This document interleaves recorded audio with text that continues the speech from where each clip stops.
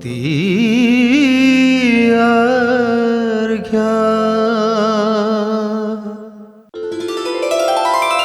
कालिया हे घेन मोर भक्ति अर्घ्य घेन मोर भक्ति अर्घ्य। जय जगन्नाथ। जगन्नाथ स्वामी नयन पथगामी भव तुमे।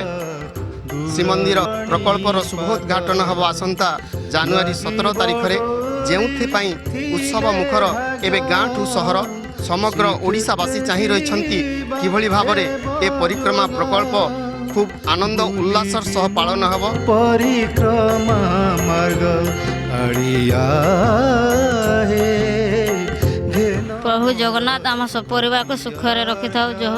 जहाँ किलोमीटर हबारू आमे जाई पारू ना। आमे पूरी के तो जाई नहीं पारबा बोले आमे इनती हेले गुआ नड़िया दे करी आमे टिके महाप्रभु को जणै करी आमे किछिटा करूछु। एटा गोटे भाव आदान प्रदान रोचे कहीं ना विगत में आम शुणीचु दासिया बाउरी नड़िया केते दूर पठे सेटा स्वागत योग्य जदि होता जहाँ भी आज आम खुशी यही नड़िया गुआ ये सब जेन पठा हो गोटे खुशी वातावरण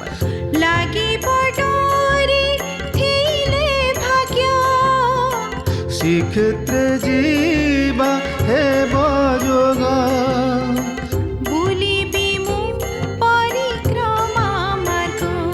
आड़िया हे घेन मोर भक्ति अर्घ्य।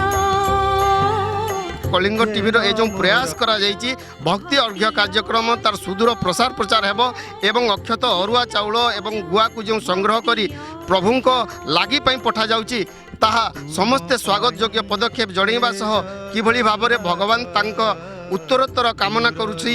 कलिंग टीवी परिवार तरफ सेमानंकु सुख शांति रे रखि थांतु यहाँ ही कामना। सुवर्णपुर जिला मेंडामल गाँव शेषदेव बारिक कलिंग टीवी।